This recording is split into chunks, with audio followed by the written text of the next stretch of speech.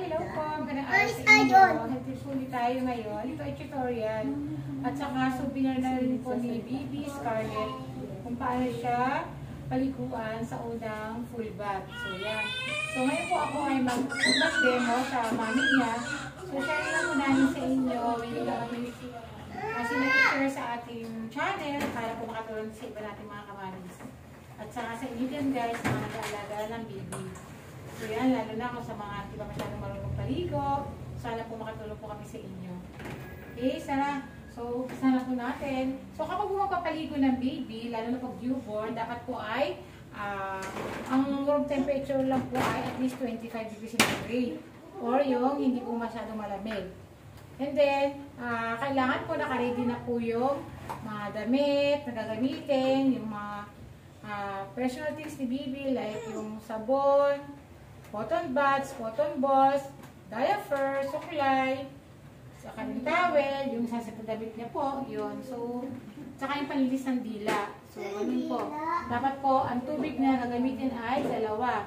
So, isa pang shampoo or yung pang head part, isa naman sa katawan na tubig.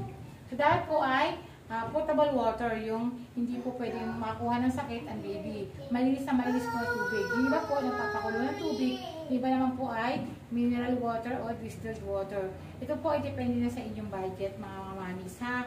Okay? So, make sure lang po yung area ng pagpapaliguan ninyo ay hindi po malamig or mahangin.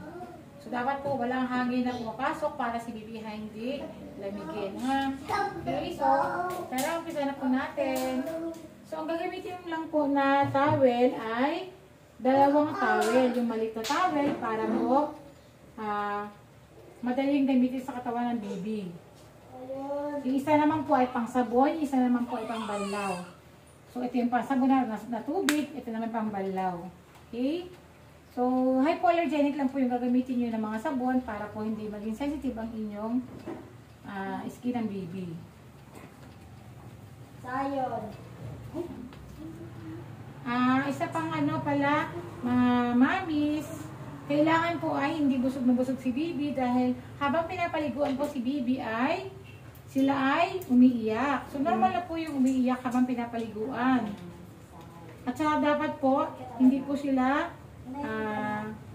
nilalamig. So, dapat po i-check yung body temperature ni baby at least 36.5 hanggang 37.5 sila bago paliguan. Para hindi siya lamigin. Ugas! Okay? So, kailangan po ay naka-close po yung tainga ng baby. Close, walang papasukan ng tubig yung tainga niya. Kunting sabon lang po yung gagamitin. Pwede nga kung wala.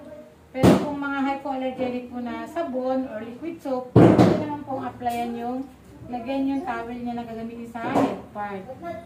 So, from inner to outer po yung paglilinis sa mata and then buong face po. Yun na yung susunod.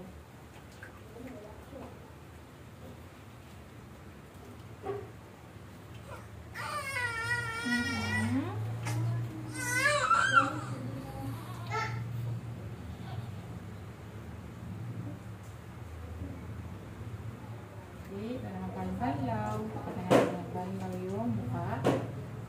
Yan. So, ang kagandahan po, kapag hindi po binubuhos yung tubig sa head part o sa katawan, sila ay hindi nakakainom ng tubig. Kung napupuntahan yung mga yung tainga, yung bibig, yung tubig. So, safe po na makuha na mikrobyo.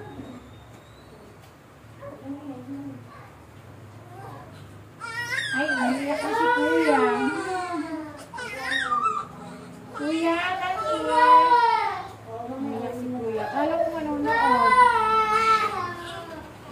Ayan. Ayan, ano.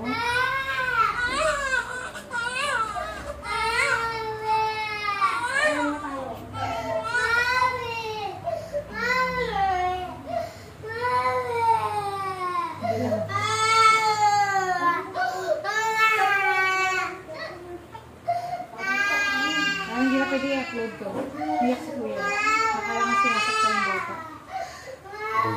Hindi na.